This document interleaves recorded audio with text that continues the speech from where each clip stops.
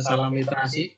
Semoga kita selalu dalam naungan Allah Tuhan Yang Maha Esa, selalu sehat dan yang jelas selalu bahagia.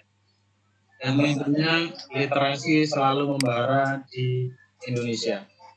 Amin. Teman-teman semua, malam ini Gelem Maca hadir kembali dan menyemarakkan suasana online. Memang pada kurun waktu ini sedang menggejala, dan Gelem Maca saya kira sangat peka untuk mensikapi ini, turut serta berkecimpung menghangatkan suasana online ini. Dan malam ini sudah dimulai untuk Gelem Maca berkiprah secara online, dan hal ihwalnya lebih jelasnya nanti akan banyak dijelaskan oleh teman-teman yang lain. Saya di sini hanya untuk memulai saja. Nah, lebih selanjutnya untuk memandu acara pada ini akan dipandu oleh moderator, oleh Pak Kartino.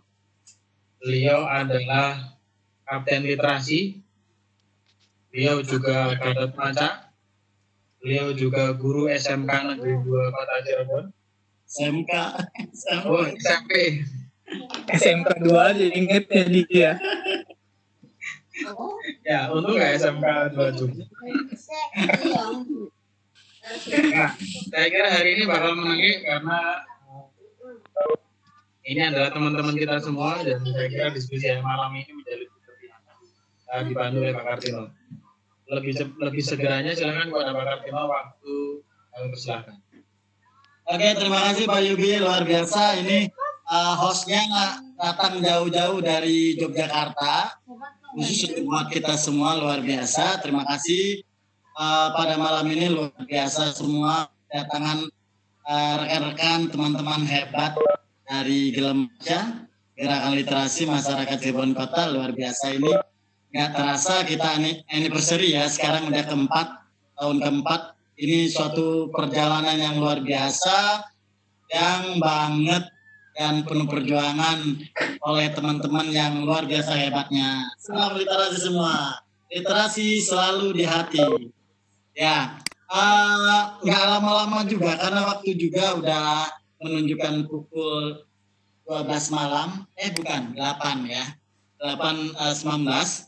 Kita langsung saja nanti akan narasumber pertama, ada 2 malam ini, yaitu Pak Adi Tama dan Ibu Dewi Pujianti. Pertama-tama sebagai moderator saya akan memperkenalkan dulu narasumber yang sangat keren, beken, dan luar biasa ini, yaitu pertama adalah Pak Adi Pratama atau nama penanya Pak Adi Tama. Beliau adalah guru SD dari SD Larangan ya Pak ya. Kemudian beliau adalah guru berprestasi Kota Cirebon tahun 2019, bertahan tahun ini nggak ada lagi Gupres, berarti beliau 2 tahun berturut-turut berarti ya, juara satunya. Kemudian beliau adalah jauh. Iya. Kemudian beliau merupakan juaranya diseminasi nasional 2017 ya, bareng saya waktu itu, cuma saya hanya finalis, beliau juara. Kemudian beliau adalah tukang buku dan owner gerobak pustaka. Dari buku-buku yang ditulis beliau sangat banyak banget, kemudian bisa membantu seluruh penulis atau guru-guru penulis di Kota Cirebon maupun di kota-kota lain di seluruh Indonesia. Luar biasa, semoga sukses selalu ya Pak. Nah ini sekilas informasi mengenai Pak Adi Tama, lain-lainnya banyak banget embel-embelnya, jadi saya nggak bisa menjelaskan, mungkin sampai pagi kali atau sampai sahur nantinya. Nah, untuk itulah langsung saja pembicara pertama dari Pak Adi Tama, apa yang akan beliau bahas hari ini tentu saja terkait dengan pandemi COVID-19, di mana apa sih yang dilakukan oleh guru-guru kita selama masa seperti ini, masa PJJ, pembelajaran jarak jauh, kemudian stay at home, hanya tinggal di rumah saja. Di rumah seperti apa kegiatan-kegiatan yang sudah dilaksanakan oleh guru-guru hebat-hebat ini. Baik, kita saksikan bersama-sama pemaparan dari Pak Adi Tama. Kepada Pak Adi Tama, mempersilakan waktu dan di mute all dulu. Mute all, oke. Mute all semua ya. Iya, semua. Bisa ngontrol mute ininya Pak dari sini. Itu ada di Bu Dewi tuh, bulatnya tuh. Atau Pak Yubi bisa.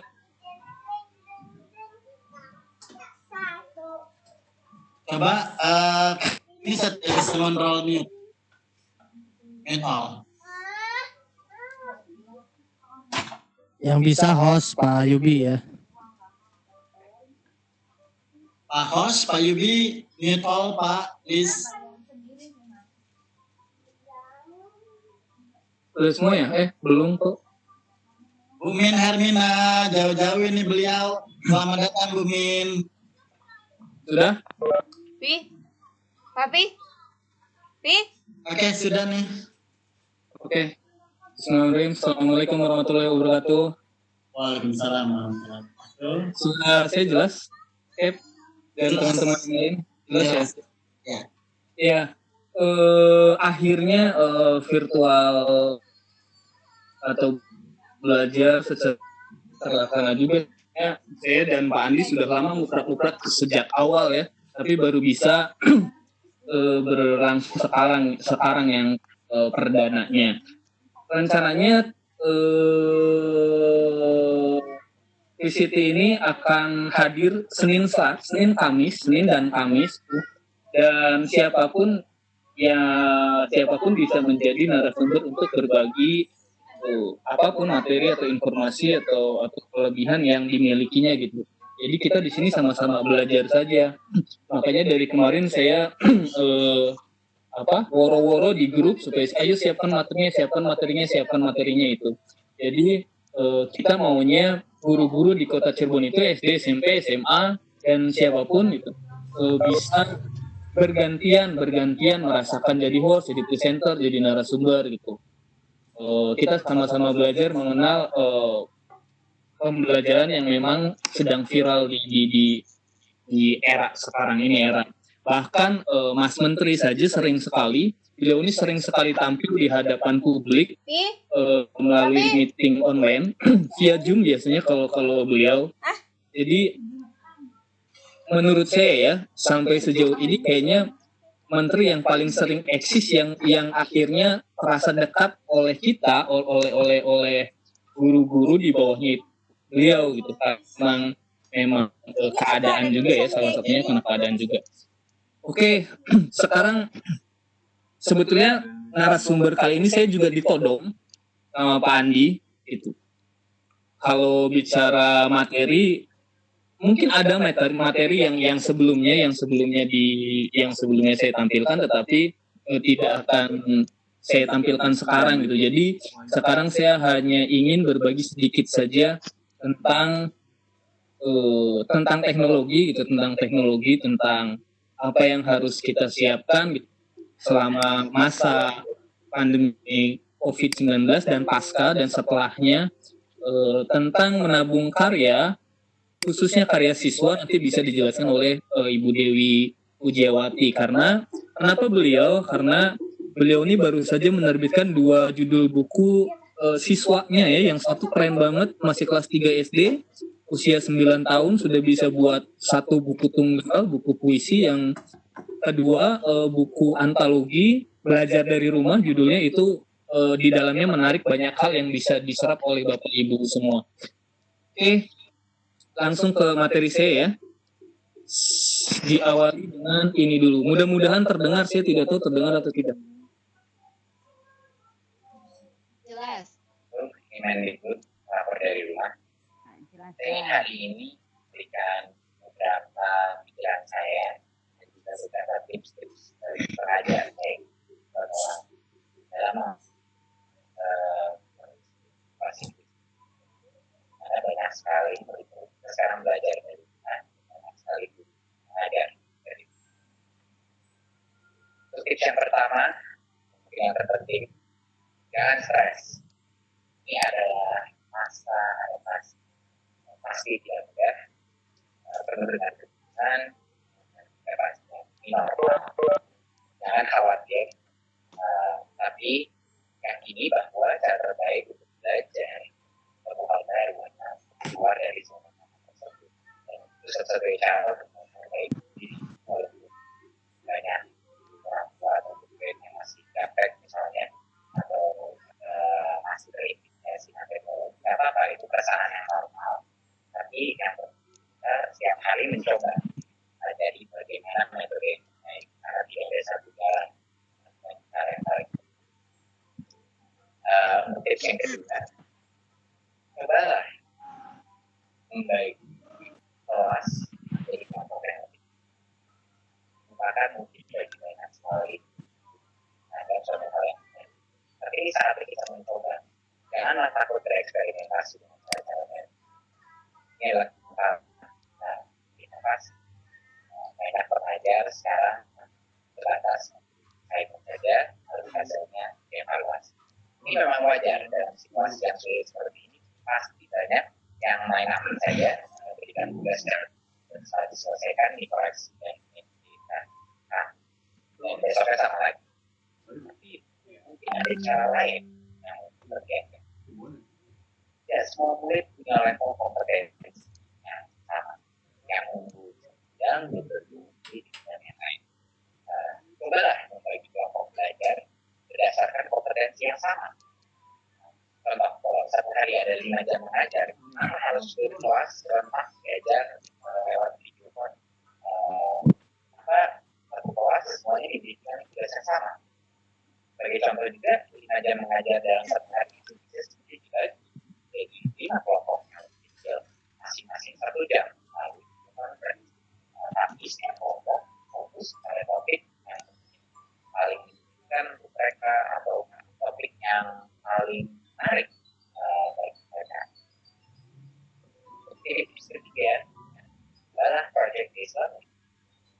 Belajar dari rumah bukan berarti harus belajar sendiri.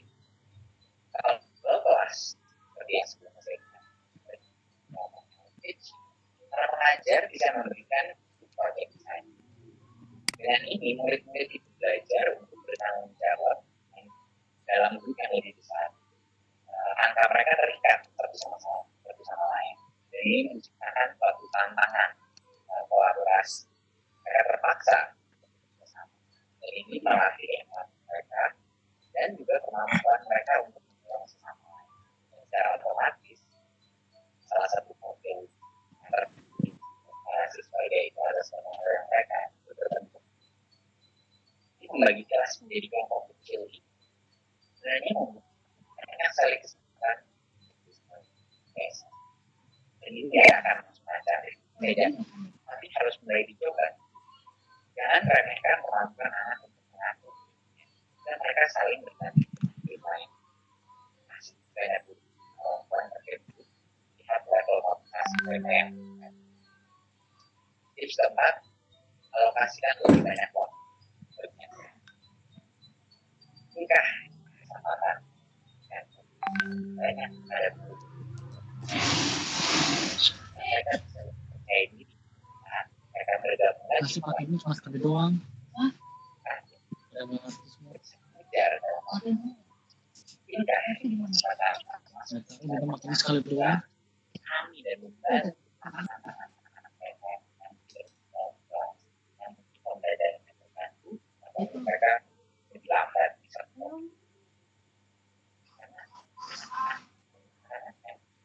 jelas punya bantuan mereka ada anak-anak yang ada anak-anak yang pendek. Jadi kenapa harus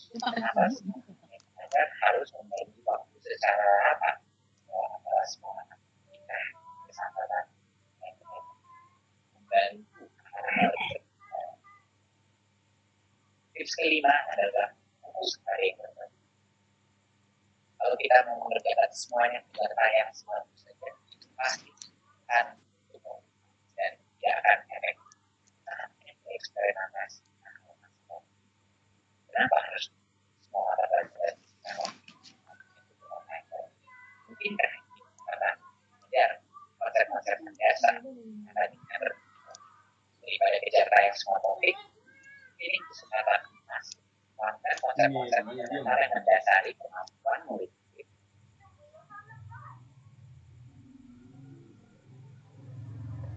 Contohnya seperti ini. keras dan keras memberikan karakter. Dan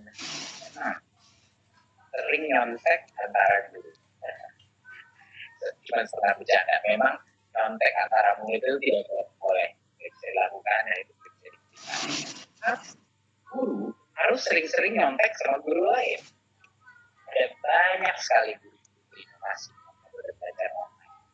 Sama seperti murid, ada guru yang lebih cepat, ada guru yang lebih lambat beradaptasi. Jangan ragu-ragu meminta pertolongan dari guru lain. Ragu-ragu meminta contoh-contoh atau best practice dari guru yang lain. Sekarang dengan video conferencing, mudah sekali untuk kelas lain. Nah, jika ada guru, boleh nggak saya observasi kelasnya melalui video conferencing? Apa ya? Bagaimana mereka menyampaikan bahan? Bagaimana mereka menggunakan software?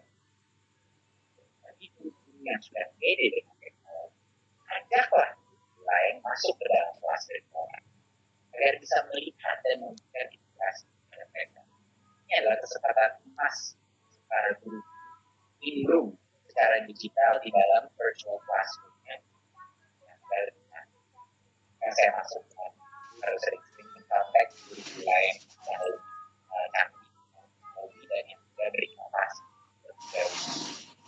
Ini akan bisa meningkatkan semangat para guru karena mereka bisa menggunakan dan betul-betul masuk apa yang mereka lakukan di inovasi. Dan tips terakhir adalah apa? Mengajar itu tidak mudah. Apabila harus mempersiapkan apa saja, walaupun tidak dalam fisik, kita hasilkan, tapi dalam hati kita merasa terbaik. Nah, saat kita mendengarkan kita sebagai dan juga di proses hari ini, saat Tidak dibikin dulu, Bu. melakukan banyak terima kasih. Tanya dulu logonya apa kan ya, kalau logo gue mah jauh.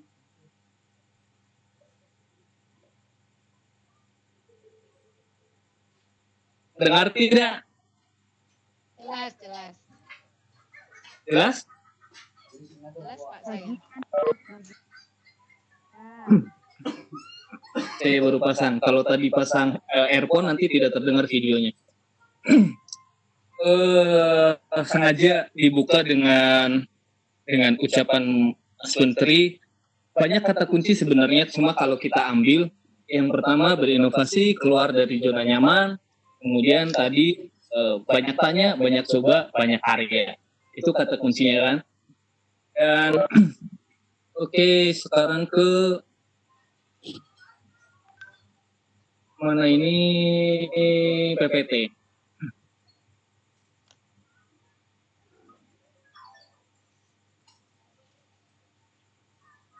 Sudah tampil? Sudah terlihat, Pak. Ya, saya sebentar saja ya, sebetulnya PPT saya ini lumayan banyak, ada 36 slide, termasuk berkarya, tapi saya ingin menyampaikan sekitar 12 slide saja lah.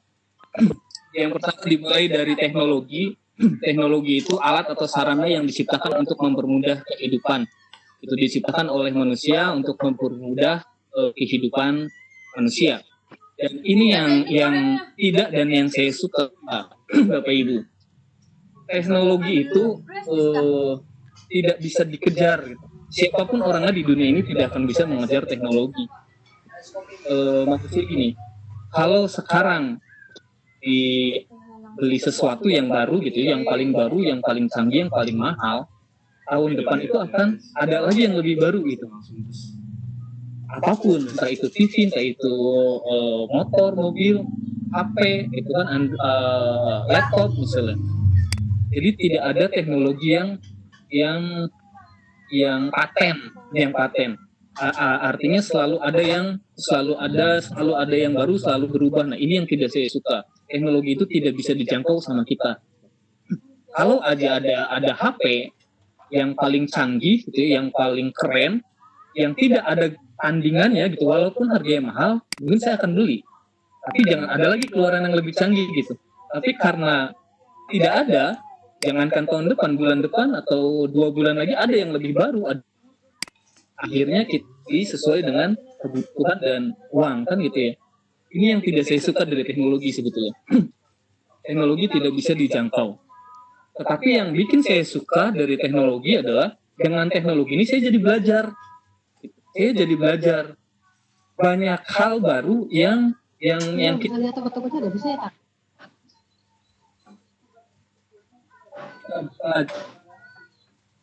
banyak hal baru yang kita pelajari seiring dengan hadirnya teknologi gitu. Dulu masih zaman SMS mungkin ya, kemudian BBM, sekarang zaman WhatsApp, ada Telegram gitu. Atau sekarang ada Google Meeting. Gitu. Nah, kita jadi belajar gara-gara hadirnya teknologi ini gitu. Dan saya pikir ini yang harus kita lakukan sebagai guru. Seperti tadi yang dibilang di awal oleh Mas Menteri, ya ini saatnya berinovasi gitu, melakukan hal-hal yang baru.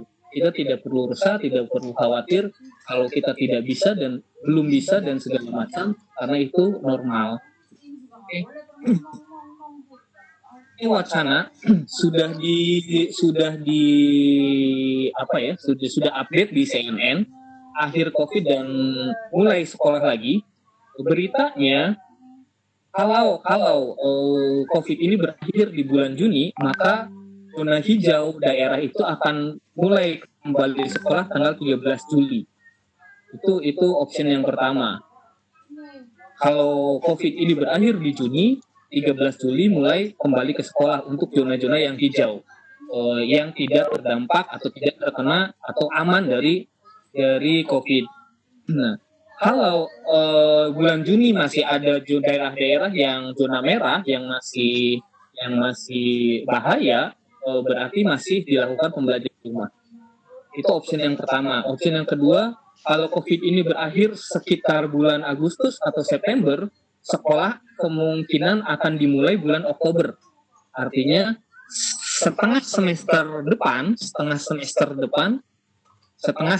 ganjil depan itu pembelajaran dari rumah, masih tetap PJJ. Dan opsi yang ketiga, kalau COVID ini berakhir di akhir tahun, di Desember, kemungkinan sekolah akan mulai di Januari. Artinya selama 1 semester ke depan, kita belajar dari rumah. Seperti ini, belajar dari rumah. Itu kemungkinan terburuk. Nah, ada lagi wacana yang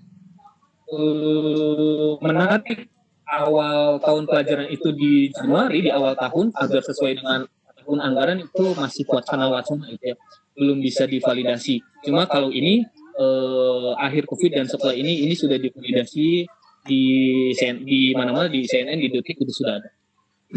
Oke ya. Oke. Pembelajaran jarak jauh sama dengan digital. PJJ itu sama dengan digital ya kan?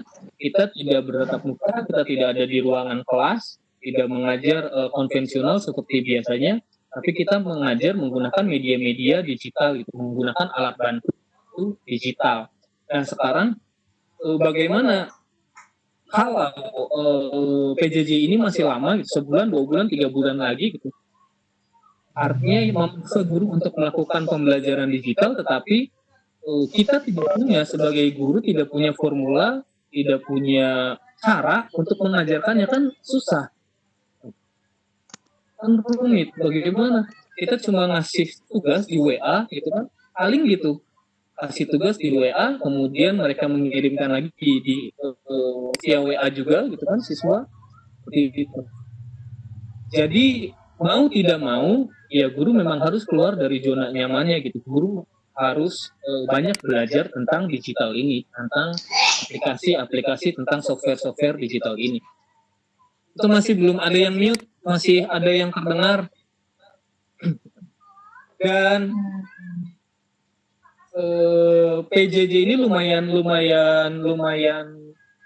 tidak semudah teorinya ya, Bapak Ibu. Dari yang saya lakukan, ini pengalaman saya sendiri saja.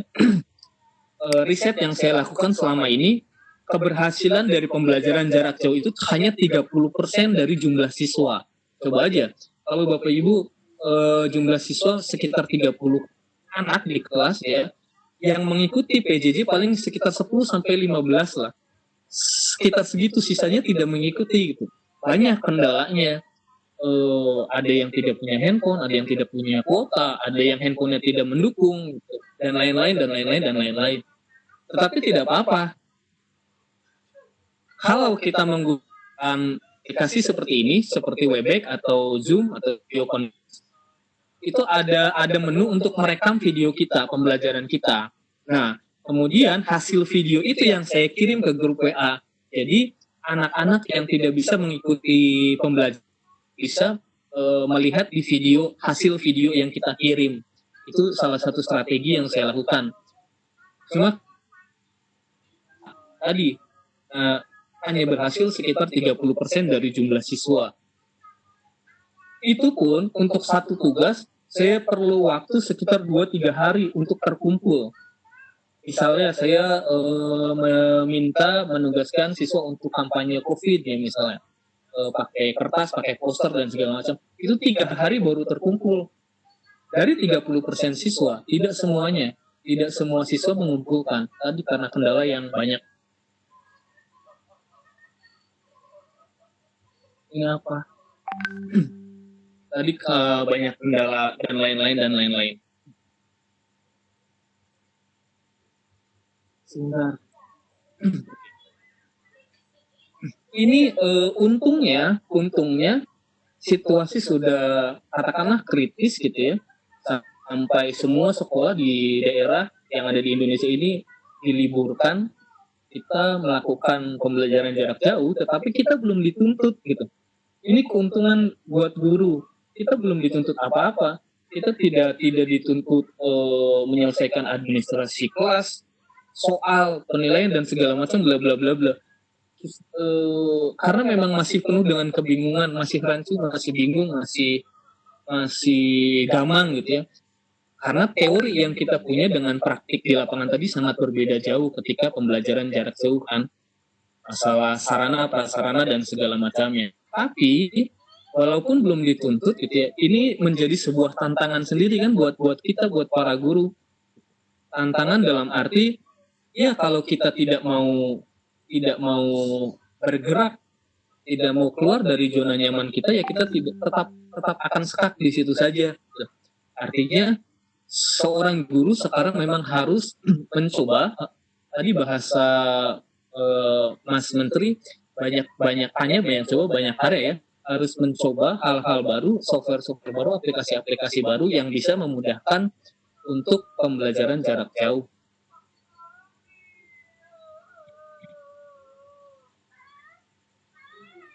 Bentar.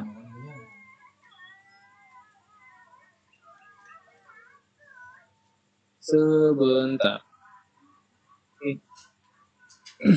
Nih, guru tahun 2020 yang masih menjadi guru atau pendidik di saat ini itu yang jelas harus keluar dari zona nyaman.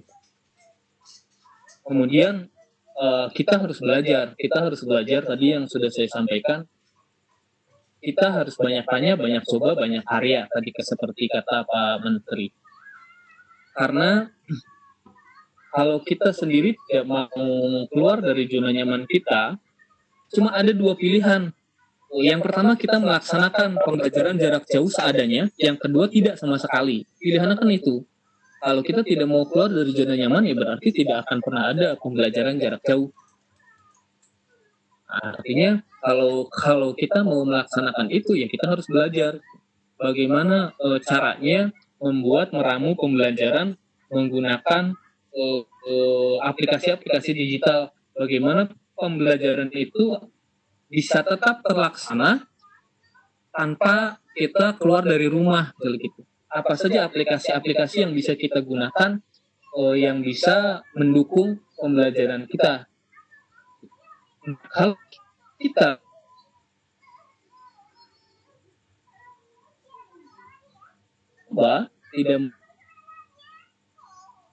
tidak akan terlaksana, tidak akan bisa sampai kapanpun. Kalau ini berakhir sampai akhir bulan ini gitu ya, kemudian bulan depan sudah mulai normal, mungkin kita selamat. Artinya ke depan kita akan ngajar di sekolah lagi dengan metode yang biasa kita lakukan semuanya. Kalau pandemi ini berakhirnya sampai akhir tahun, apa yang akan kita lakukan 6 bulan ke depan? Kalau kita tidak mencoba, kalau kita tidak berusaha mempelajari aplikasi-aplikasi digital pendukung PJJ. Kemudian intinya adalah kita harus bisa memanfaatkan aplikasi yang ada di HP kita, di Android kita. Konsepnya, Bapak Ibu, aplikasi yang ada di Android itu jauh lebih sederhana daripada aplikasi yang ada di laptop atau di Windows. Apapun bentuk aplikasinya. Jadi aplikasi Android itu dibuat untuk memudahkan orang awam sebetulnya. Apapun bentuknya. Aplikasi edit foto, aplikasi edit video, aplikasi seperti ini Zoom, untuk memudahkan kita orang-orang awam ini mudah menggunakannya gitu. Jadi sebenarnya tidak ada aplikasi Android yang susah. Tidak ada aplikasi Android yang lebih sulit dari aplikasi laptop Windows. Edit foto misalnya atau edit foto atau buat cover buku, misalnya saya di Corel atau di Photoshop itu susah, banyak menu, banyak tool, manual dan segala macam bla bla bla bla, susah sekali. Tapi di aplikasi Android ada Canva misalnya, ada Poster My Wall misalnya gitu, itu desainnya sudah disediakan. Kita tinggal ganti kata-kata, kita tinggal ganti kalimat, kita tinggal ganti foto, itu tinggal geret, drag bahasanya, tinggal seperti itu, tinggal paste, copy paste beres gitu. Cuma masalahnya adalah kita tidak pernah belum mencoba gitu. Kita belum pernah tahu, kita belum pernah mencoba atau belum ingin mencoba. Nah, ini yang membuat seolah sulit. Jadi mau tidak mau, suka tidak suka, kita harus mencoba gitu. Rumus yang pertama tadi banyak tanya, saya pikir guru punya banyak grup di ada grup penulis, ada grup lokakarya, ada grup literasi gitu. Kita bisa berbagi, bisa sharing, bisa bertanya apapun gitu. Bapak Ibu kalau misalnya kesulitan bisa tanya di grup aplikasi untuk aplikasi untuk menggabungkan foto menjadi video apa. Akan banyak teman-teman yang menjawab gitu. Ada Viva Video misalnya yang mudah, atau edit yang lebih keren, yang banyak dipakai oleh teman-teman guru YouTuber. Ada KineMaster, ada InShot gitu kan, ada Pixel Lab gitu. Itu contoh-contoh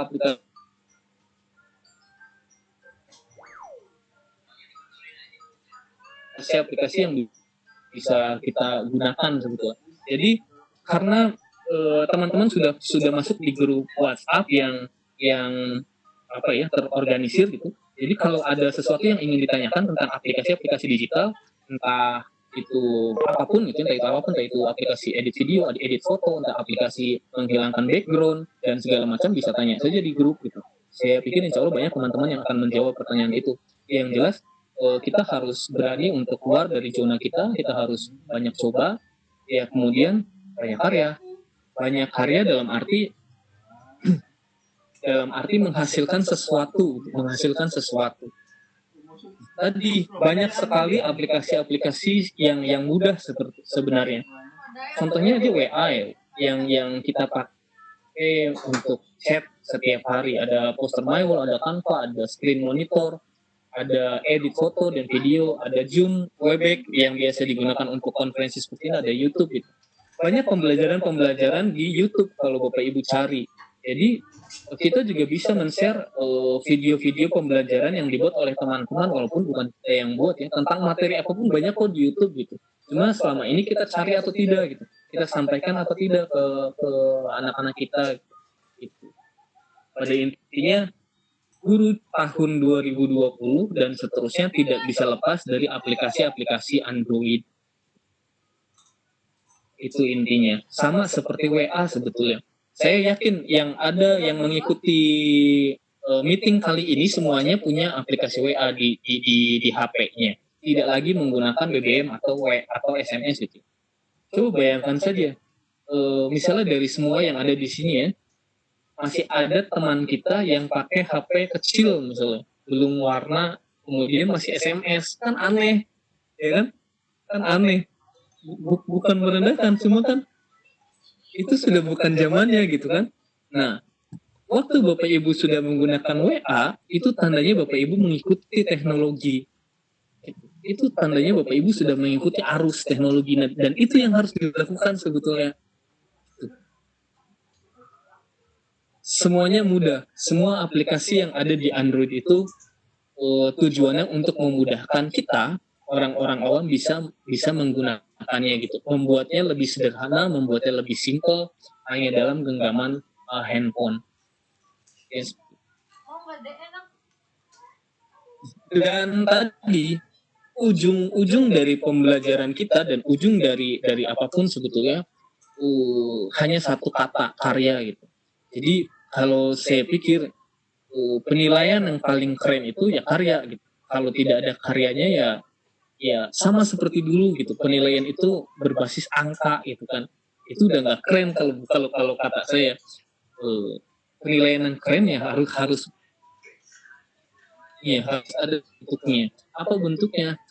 Dari karya itu cuma dua sebetulnya kalau kita golongkan ya, yang di era sekarang ya. Yang pertama karya-karya berbentuk digital, yang kedua karya-karya bentuknya dokumentasi gitu. Dokumentasi pasti tahu lah, buku dan segala macam gitu. Bentuk-bentuk digital tadi hasil-hasil pembelajaran siswa itu kita buat video misalnya, atau ada siswa yang membacakan puisinya di video gitu. Itu bentuk-bentuk wujud karya digital. Kemudian video itu bisa kita upload di YouTube dan segala macam bla bla bla bla gitu. Intinya seperti itu Bapak Ibu. Jadi kita mau tidak mau, suka tidak suka dengan situasi seperti ini, yang harus kita lakukan adalah keluar dari zona nyaman. Kita harus berani mencoba, download aplikasi yang bisa mendukung pembelajaran kita. Kemudian bagaimana caranya, di ujungnya itu apa yang kita lakukan, apa yang kita berikan ke siswa itu menghasilkan sebuah karya. Itu entah itu digital, entah itu dokumen tertulis, agar tidak tercecer. Banyak saya bisa tunjukkan contoh-contoh karya digital hasil anak-anak. Tadi kalau cekson pertama itu anak siswa sendiri yang buat. Nantilah saya tunjukkan lagi. Sebentar. Ini udah beda.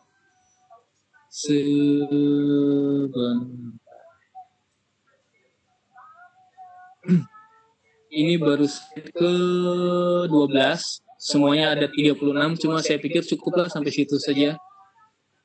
Masih banyak slide sebetulnya.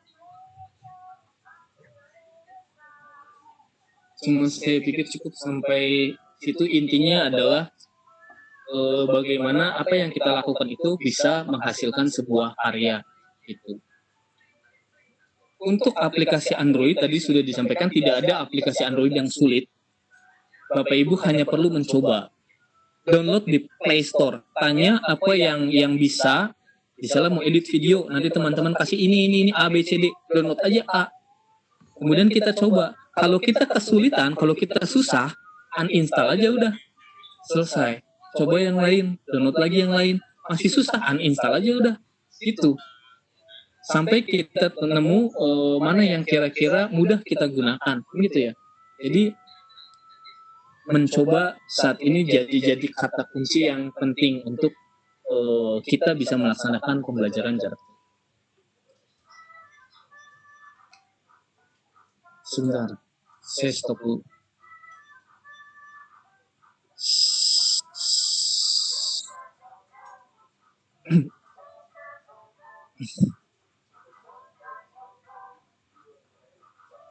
Ini nih hasil karya siswa yang saya gabungkan.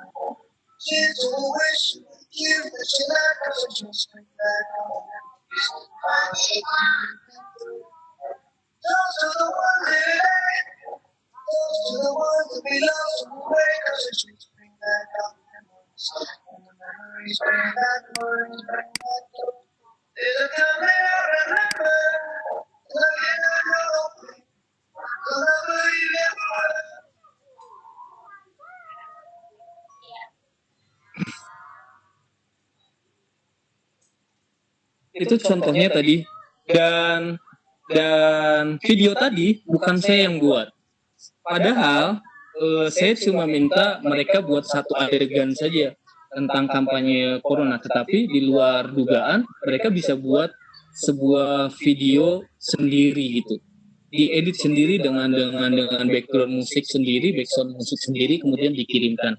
Tadi seperti yang Mas Menteri bilang, kita jangan meremehkan kemampuan siswa. Kadang-kadang sering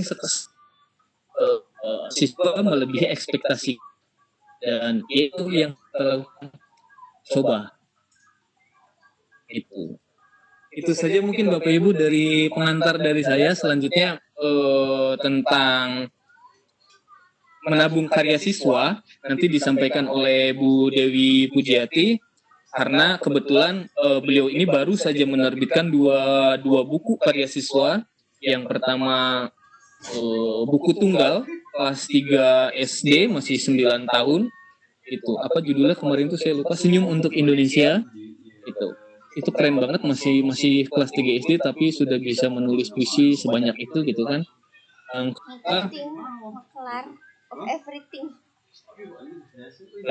Berkarya dari rumah judulnya, dan di dalamnya itu poin-poin yang bisa jadi inspirasi Bapak Ibu.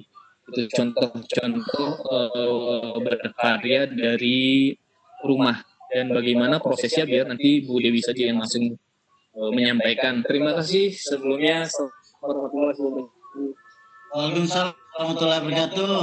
Terima kasih Pak Aditama, luar biasa tadi penyampaiannya, dibuka dengan penjelasan dari Mas Menteri dan kemudian dilanjut dengan Mas Adi ya.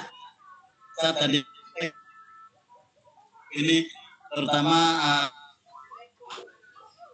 Corona 2019 atau COVID-19 ini luar biasa memaksa guru mau terus menguasai teknologi yang ada. Yang tadinya guru agak kurang terima.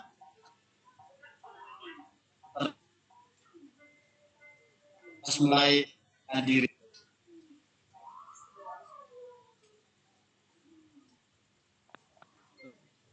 Kalaupun tadi Pak Aditama bilang ada batas-batas kapan ini corona berakhir dan segalanya, tapi sebagai guru menurut saya pribadi harus bin kudu mas have to teknologi ini bagaimana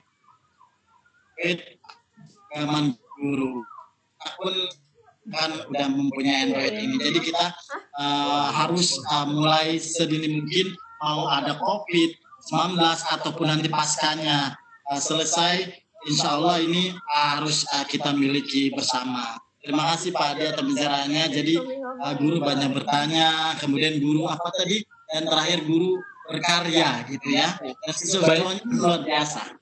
Banyak tanya, banyak coba, banyak karya. Banyak karya. Nah, alhamdulillah ya. Jadi we have to ask questions ya.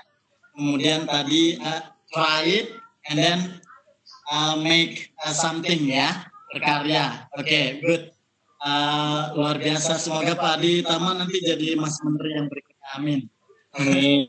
Ya, kita lanjutkan kepada sesi berikutnya yang akan disampaikan oleh Ibu Dewi kita. Ini salah satu Sri Kandi Literasi dari Kota Cirebon. Bu Dewi, halo. Ya, Bu Dewi ini tidak diragukan lagi kiprahnya terhadap perkembangan literasi terutama di Gelemaca. Beliau adalah guru di SD Kalijaga Permai. Ya, beliau sangat aktif dan selalu mengikuti perkembangan teknologi yang ada. Beliau mau belajar dia bertanya, mencoba dan berkarya, terbukti dengan SD Kalper ini luar biasa, banyak karya-karya yang sudah dihasilkan, terutama yang fenomenal ini di COVID-19 ini. SD Jaya Permai di bawah bimbingan Bu Dewi dan juga kepala sekolahnya yang luar biasa sangat support, yaitu Ibu Novi. Bu Novi ada di mana ya? Bu Novi, halo, assalamualaikum. Luar biasa, serta guru-guru lain yang ada di sana, sehingga siswa-siswanya bisa disupport dan didukung dan menghasilkan karya luar biasa ini. Aduh, tepuk tangan dulu dah. Luar biasa. Nah, kepada semuanya, baiklah, nggak lama-lama juga waktu sudah menunjukkan pukul 21.02. Bagi ibu-ibu yang belum siapkan sahur, nanti disiapkan dulu sahurnya. Dan sekarang langsung saja kepada pembicaranya Ibu Dewi Pujianti, guru hebat kita ini akan memaparkan karya-karya atau sepak terjang apa yang sudah dilakukan oleh baik guru maupun siswa-siswa yang ada di sana. Pada Bu Dewi, waktu dan tempat kami persilakan selesai. Silakan Bu Dewi. Yang nggak doyan paling enak.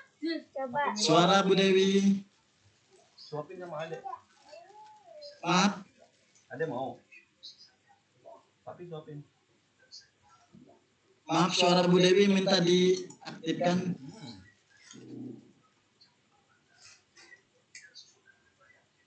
Suara Bu Dewi minta diaktifkan. Halo, Ya, oke. Halo Bu Dewi, terdengar? terdengar Pak? Terdengar. Silakan Bu. Bismillahirrahmanirrahim. Assalamualaikum warahmatullahi wabarakatuh. Waalaikumsalam warahmatullahi wabarakatuh. Sebelumnya saya sampaikan Ini terima buku kasih kelar nih. yang luar biasa Pas masuk udah punya kepada komunitas Cilemacat Bu Dewi dibilangin suaranya nggak jelas tuh. yang luar biasa. Dari tadi. Suaranya kecil Bu Dewi. Ya, sudah dicoba nih yang paling gede nih padahal tuh. Pakai headset. Nggak pakai headset tadi Oke, siap. tadi. Diomongin, dikasih tahu. Saya dekatkan aja deh.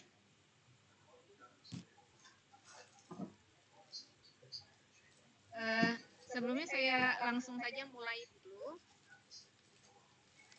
Makasih sebelumnya untuk semua teman yang sudah hadir pada malam hari ini.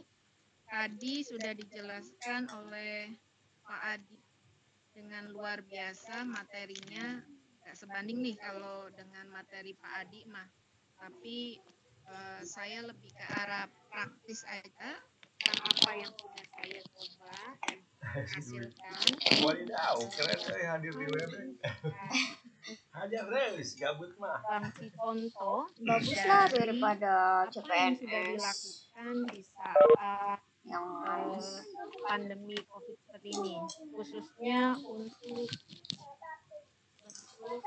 PJJ dilakukan di tingkat sekolah dasar, khususnya di SD Kalijaga Permai. Ini pun banyak.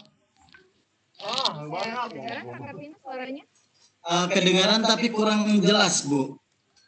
Apa masih kecil Ibu, malu-malu nih. Coba suaranya di ini Bu, volumenya atau pakai headset.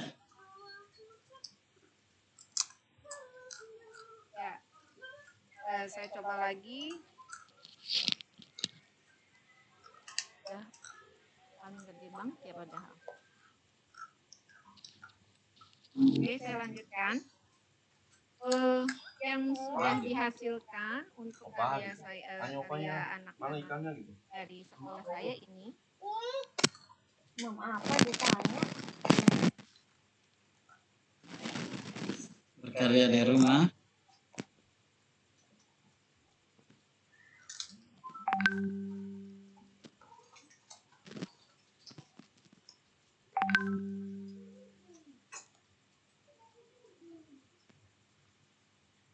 Suara tidak terdengar.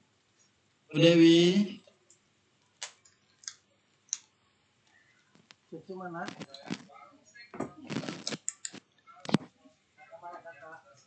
Rumah Ijum sama Oma. Tuh, datang. Assalamualaikum. Nah, Pak Kartino. ini Pak Kartino. Waalaikumsalam. Bu Dewi. Tulanane umah-umahan. Oh, kapal buak.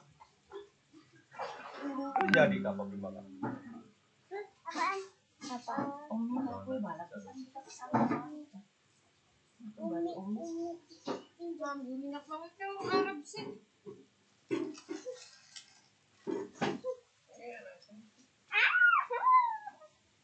Nggak doyan itu. Oke. Udah apa penuh? Buku ini yang ini adalah yang tahun terbaru. Sebelumnya ada buku siswa juga. Ini siswa saya. Enggak, Mami delok dong. Enggak. Ini yang 15.000 jangan dikantong. Latih buat sholat ini mah. Itu sampai tadi misalnya ambil bagus banget.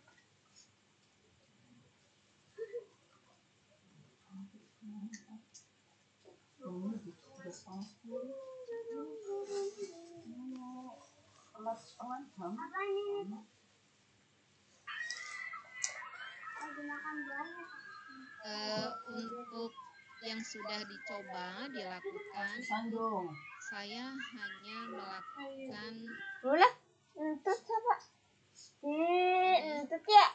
Gak bilang maaf ya, entut ya. Itu sih lah, ya. Enggak. R. Aneh, biasa. Mana Mami, mana? Diam sih Kak, udah diem. Jangan pencet-pencet nanti keluar videonya. Diam. Udah lihat aja. Berangkat-berangkat terus dibawa di Sinang berjam-jam. Ini buah apa tuh? Apa tuh? Bunga, bukan buah. Itu bangkunya tuh. Apa tuh? Terdengar? Halo? Gedein suaranya Bu Dewi. gede apa itu? Di situ bisa dilihat di slide-nya bisa Tampak. Lihat Bu. Apaan? Hilang habis. Dari slide tersebut hanya mencoba sebenarnya satu prinsip yang saya ringkas menjadi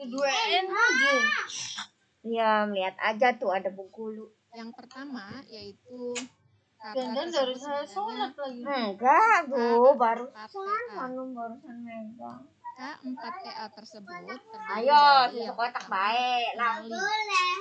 Yaitu mengenali style mengajar atau kenalin siswa nggak doyan strawberry dari mah siswa kita. Karena kebetulan kegiatan literasi di sekolah kami itu sudah berjalan dari mulai 4 tahun yang lalu dan biasanya sudah dirintis dari kelas 4, sehingga ketika di kelas 6 guru atau wali kelas itu hanya mencoba untuk duduk, minumnya duduk dari hasil pembelajaran yang sudah mereka lakukan ketika di kelas sebelumnya.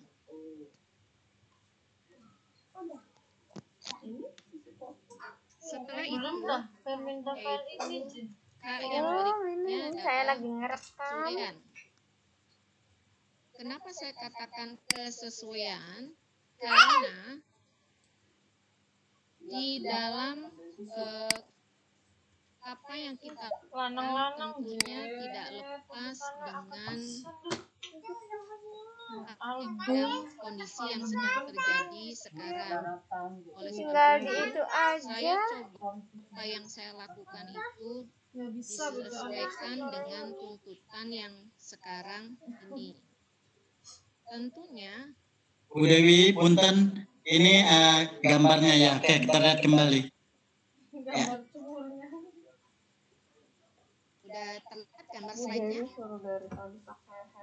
Ada, ya. Sekarang ada tadi tertutup, Bu. Oh iya. Orang udah dari tadi. Nah, dari situlah kemudian kesesuaian itu karena saya memegang siswa kelas 6, otomatis materi itu anak-anak berlangsung selesai di bulan Februari ya. Februari akhir itu untuk materi pembelajaran kelas 6 kebetulan sudah selesai karena untuk mengejar keterampilan mereka menyelesaikan soal-soal di ujian sekolah. Jadi untungnya tuntutan materi kalau yang kelas 6 tuh Februari itu kita udah selesai. Ketika masa pandemi diberlakukan itu Maret, tentunya saya harus mencari cara atau mencari akal bagaimana saya tetap bisa memantau mereka, motivasi mereka, dan tentunya saya uji cobakan dengan mereka seperti yang dikatakan oleh Pak Menteri, apa yang uji cobakan kepada murid saya. Yang pertama yaitu kebetulan kita punya merintis atau istilahnya guru-guru itu biasanya mengamati kelebihan-kelebihan tiap siswa di kelas masing-masing. Nah, di antaranya ada satu siswa dari kelas 3 itu yang kemampuan menulisnya itu sudah di atas rata-rata daripada anak-anak yang lainnya. Mungkin saja itu dari hasil jeripaya wali kelasnya di kelas 3 yang membuka motivasi dan mampu membaca kemampuan lebih dari siswa tersebut. Sehingga kemudian kita adakan kerjasama ya, yaitu sebagai bentuk cara yang ketiga yang coba kita lakukan. Tadi yang pertama yaitu kenali, yang keduanya saya coba kesesuaian dengan keadaan sekarang yaitu di tengah pandemi COVID-19. Kemudian saya coba komunikasikan kepada guru kelas lain yang tertarik untuk membuat proyek yang sama di tengah COVID ini. Dan yang keempat yaitu melalui kerjasama semua pihak, baik dari pimpinan, baik dari rekan, baik dari orang tua, dan yang terakhir adalah target atau saya berfokus kepada hasil atau dokumen yang ingin saya hasilkan bersama anak-anak itu melalui proses tadi setelah komunikasi dan sebagainya. Sehingga inilah dalam 1 bulan ketika bermula dari mulai PJJ itu digulirkan, saya menggunakan aplikasi Classroom untuk berkomunikasi bersama siswa. Begitu juga dengan grup WA itu aktif dilakukan. Nah, ketika materi-materi yang tadi dikatakan oleh Pak Adi, misalkan kita membuat konten video, karena saya kelas 6, biasanya saya hanya membuat video-video kompilasi dari materi-materi yang sifatnya hanya mengingat kepada siswa dari apa yang sudah mereka pelajari. Nah, setelah itu kemudian saya lanjutkan dengan sebuah tantangan. Oh, penasaran ya, selain dari anak sudah mempelajari pelajaran, kita mau bikin apa nih? Dan saya ngobrol dengan mereka, dengan anak-anak. Nah, anak-anak kemudian saya itu laporkan, coba deh kamu tuliskan gitu. Ini kan sekarang lagi marak nih dibuat pantunnya. Tentunya saya dulu memberi materi dulu. Nggak disangka ternyata dari 31 siswa itu ketika saya tentukan, ayo bikin, kumpulkan gitu secara seret gitu tuh ya. Dilalahnya di kelas saya itu anak-anaknya sangat antusias. Dari 31 itu 28 mengikuti secara intens dan mengirimkan karyanya dengan cepat gitu. Nah, karena di tantangan pertama itu langsung anak-anak begitu sangat antusias, akhirnya saya lanjutkan. Nah, kenapa bisa anak-anak antusias? Biasanya saya menggunakan trik komunikasi dengan mereka, Pak Kartino atau Bapak Ibu hebat sekalian lagi tergabung di acara ini, kegiatan ini, yaitu sepele dengan menggunakan reward pulsa. Pulsanya itu berapa? Hanya 5.000. Dari pantun yang dikirim mereka, yaitu satu siswa 2 pantun, itu saya berikan reward yang terfavorit itu 5.000 satu siswa. Saya kirimkan, ternyata anak-anak senang. Ayo Bu, tantangannya apa lagi nih? Dari antusias anak-anak. Kemudian saya uji cobakan lagi kedua. Yo, kalian mau nulis apa lagi? Saya mau nulis puisi, boleh. Gitu. Akhirnya mereka pun coba. Karena saya kan istilahnya merdeka aja nih, nggak punya hal-hal target yang terlalu tinggi, tetapi mudah-mudahan saja anak-anak mau nulis atau mencurahkan. Kalau sudah mencurahkan perasaannya, minimalnya mereka menangkap informasi atau membaca, dan itulah sesuatu hal yang baik yang dilakukan oleh mereka, mencari informasi tersebut kemudian dituangkan. Jadi sekali mendayung 2-3 pulau terlampaui gitu. Jadi mereka mencari informasi kemudian menuliskannya gitu. Ketika ditantang puisi sama Pak, ternyata anak-anak antusias lagi. Kalau yang bahasanya kelihatan bagus-bagus atau istilahnya yang sudah bagus, yang sangat mirip dengan karya-karya yang ada di media atau di media sosial, itu biasanya saya akan kembalikan. Ya, coba, ayo. Jangan sampai plagiat, jangan sampai kalian tiru, walaupun sederhana, tapi itu kalian sendiri. Nah, masih seperti itu. Saya hanya gunakan reward dulu. Untuk puisi, saya tambahkan jumlah yang mendapat rewardnya akan menjadi 10. 10 yang terfavorit, ayo nanti Ibu berikan pulsa. Saya hanya seperti itu aja. Langsung anak-anak dengan semangat mengumpulkan seluruh karyanya dan mengirimkan. Itu yang sudah saya lakukan. Setelah itu berlanjut sampai dengan dongeng pun ternyata di antara 31 siswa itu ada beberapa anak yang hasil tulisannya cukup di luar ekspektasi saya gitu, mencengangkan atau menyenangkan. Begitu juga dengan tadi anak kelas 3.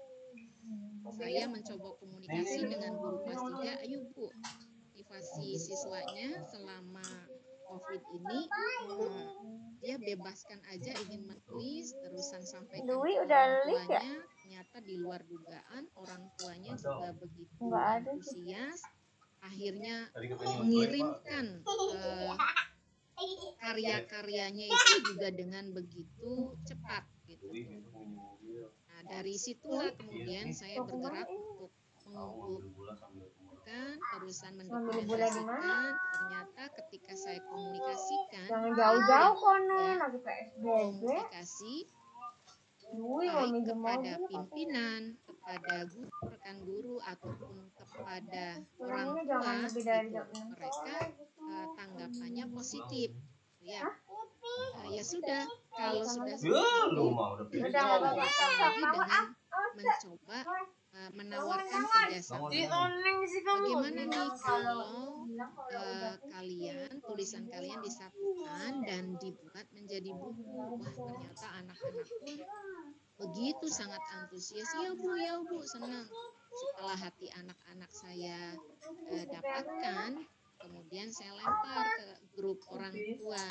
Setelah orang tua ACC, saya lempar juga kepada kepala sekolah. Dan seperti diketahui, saya punya pimpinan, saya punya manajer sekolah yang sangat luar biasa mendukung setiap terobosan atau setiap kegiatan yang dilakukan oleh para guru-guru. Akhirnya terwujudlah sebuah karya dan target 1 bulan selama PJJ pertama, yaitu dari tanggal 16 Maret sampai dengan berakhir di April kemarin, itu menghasilkan 1 buah buku. Begitupun dengan siswa di kelas 3, dengan bantuan wali kelas 3-nya, kerjasama, kemudian diedit, dikumpulkan, akhirnya juga alhamdulillah cetak juga. Tentunya itu juga selain komunikasi dari guru, dari pimpinan, orang tua yang mendukung, ya alhamdulillahnya rezekinya dilalahnya dibuat lancar. Sehingga kemudian ketika ditawarin oleh teman-teman di tim Gelemaca, apa sih yang sudah dilakukan gitu, itu yang sudah saya coba lakukan, hal yang sederhana, hal yang mendokumentasikan karya-karya anak di dalam sebuah buku, sehingga itu menjadi bukti sejarah mereka bahwa mereka adalah generasi yang terkena imbas COVID-19 di tahun 2020 pada mulai bulan Maret, dan itu akan menjadi kenangan seumur mereka. Yang tadi saya sharekan menjadi K4T atau kalau saya baca kata, kuncinya cuma kata saja. Kenali, kesesuaian dengan situasi, saya komunikasikan, saya kerjasama, dan targetnya saya tentukan. Itu mungkin itu yang bisa saya sampaikan, Pak Kartino, Kapten Literasi kita, tentang sharing sederhana yang sudah coba saya lakukan gitu ya, sesuatu yang sebenarnya semua teman-teman buku bisa lakukan, hanya kebetulan saya mencobanya di bulan April bisa cetak, dan alhamdulillah biaya cetak itu full penuh ditanggung oleh orang tua siswa. Jadi itu Kak yang bisa saya sampaikan, kurang lebihnya saya mohon maaf. Itu saya kembalikan lagi kepada moderator. Terima kasih. Oke, alhamdulillahirrahmanirrahim. Terima kasih Bu Dewi yang sudah menjelaskan bagaimana tadi siswa di sekolah Ibu Dewi sudah berkarya di tengah pandemi COVID-19 ini. Luar biasa ya. Kembali luar biasa. Ada 2 karya ya. Saya akan cap. Ya, gimana, silakan Pak Adi. Saya akan tunjukkan sedikit isi bukunya. Ya, boleh, silakan. Ya, Bu Dewi tadi. Tadi nggak terlihat kan ya? Terlihat, tapi hanya bagian depan aja Pak. Bagian depan saja ya. Ini saya tunjukkan biar teman-teman tahu. Ya, pas aja ya, faster ya. Ya. Nah ini dia judulnya, yang berkarya dari rumah. Dalamnya ini banyak, keren. Kelihatan kan? Belum Pak.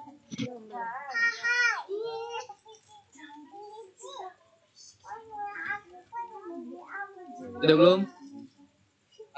Hanya tampilan ini desktopnya aja Pak. Ya udah, ini ada udah mulai. Ada. Nah, ini dia. Sudah terlihat ya, Pep? Tadi terlihat, sekarang ketutup. Ya, sekarang terlihat. Oh, scroll berarti sedang scroll. Ya. Ini bagian pertama, ada kumpulan pantun. Ada kumpulan pantun, lumayan banyak juga siswa yang ngirim. Satu siswa rata-rata cuma 2 bait, tapi bisa jadi karya pada akhirnya gitu. Nah ini yang keren. Dan ada juga siswa yang kirim banyak gitu kan, karena mereka dia memang pandai gitu. Akhirnya terlihat. Masih terlihat? Terlihat jelas. Sampai 31, masih 35, 38, 40, sampai berapa pantun ini?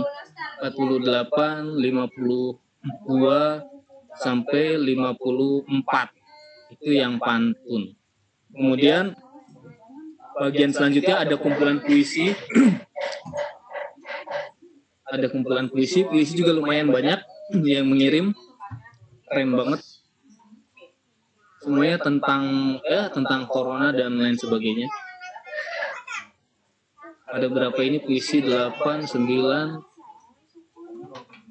Dan ini sebetulnya bisa dilakukan sama Bapak Ibu guru di rumah yang Bu Dewi lakukan. Ini serius, ini keren. Ada berapa tuh puisi? 18.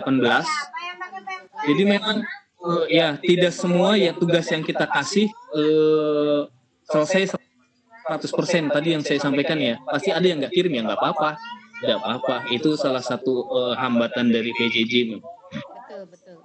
Dan ini yang ketiga, ada cerita seandainya saya menjadi. Saya suka bagian ini. Seandainya saya menjadi, anak-anak berimajinasi keren banget gitu.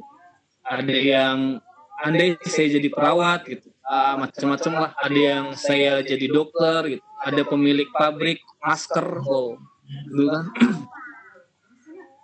ada berapa yang kirim andai aku jadi presiden. Oke nih. Banyak ya Pak ya. Kita bisa lihat curahan-curahan perasaan anak-anak. Dan itu mereka pasti prosesnya membaca Pak. Jadi membaca tentang si COVID. Jadi saya pikir mereka membaca, saya sentuh perasaannya, ya udah keluar. Ada berapa ini? 17, 18, ada 18 juga. Lumayan banyak, 18 anak yang kirim, itu termasuk banyak untuk ukuran PJJ ya. Kemudian bagian keempat ada dongeng. Ini ada berapa yang ini dongeng sudah ke fiksi ya, sudah ke cerpen, sudah ke cerita-cerita pendek. Mantap. 1, 2, 3, ada 3 yang kirim. Dan ini bagian ke-5, suka duka belajar dari rumah. Ini juga tema yang menarik. Mereka mencurahkan suka dukanya belajar dari rumah. Ada yang sedih, ada yang senang, bisa membantu ibunya di masak gitu kan, macam-macam pokoknya. Ini bagian-bagian yang keren seandainya saya menjadi dan suka duka. Ada berapa yang kirim? 1, 2, 3. Kolaborasi membuat video musik. Ini kan keren gitu. Pak Adi, Yo. untuk bagian suka duka itu ada hasil dari kegiatan Zoom bersama kepala sekolah loh. Jadi Bu Novinya masuk, kemudian ngasih tantangan ke anak saya gitu. Keren. Ada berapa yang kirim? Ada 6 yang kirim suka duka, panjang tapi lumayan. Dan ini bagian terakhir ada gambar hasil karya siswa cuma 2. Itu isi bukunya. Nah, saya kira ini bisa jadi inspirasi buat kita, bisa jadi modal. Tadi yang Mas Menteri bilang itu saling kontak sesama guru bisa kita terapkan juga di sekolah kita sih itu. Itu. Baik Pak Kartino, lanjut lagi, silakan. Ya, terima kasih keren. Ya, luar biasa. Luar biasa Bu Dewi, selamat dan terima kasih Adi yang sudah mengklarifikasi dan memperjelas bukunya seperti apa, kontennya ternyata luar biasa sekali.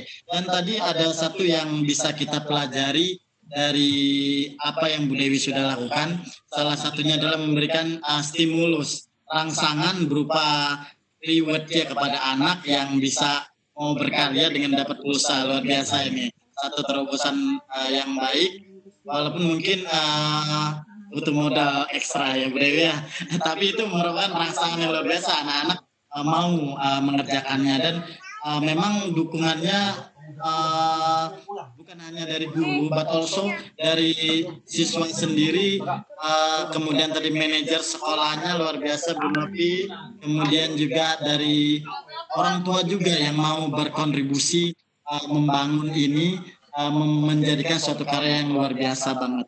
Salut sekali lagi, salut banget. Terima kasih Bu Dewi sudah menginspirasi bagi guru-guru lain yang ada. Saya percaya dan yakin setiap guru sekolah lain pun pasti sudah menghasilkan karya-karya yang luar biasa. Cuman mungkin belum didokumentasikan dengan seperti yang Bu Dewi lakukan. Karya-karya anak tadi dikemas dengan rapi sehingga menjadi satu karya yang bisa menjadi prasasti yang nantinya akan menjadi sesuatu yang